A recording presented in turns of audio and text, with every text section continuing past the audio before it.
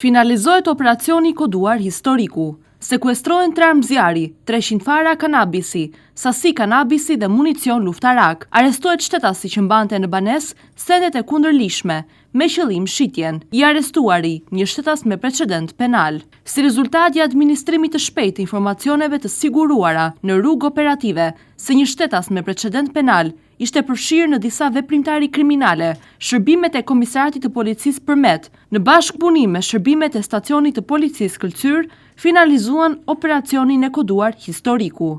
Në kuadër të këtij operacioni, u kap në flagrancë dhe u vu në pranga shtetasi me iniciale KK, 33 vjeç, banues në Përmet, me precedent penal në fushën e narkotikëve.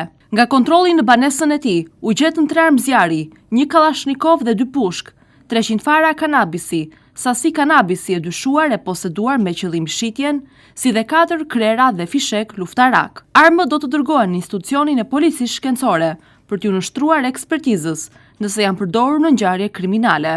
Materialet procedurale u referuan prokurorisë së Gjirokastrës për veprime të mëtejshme.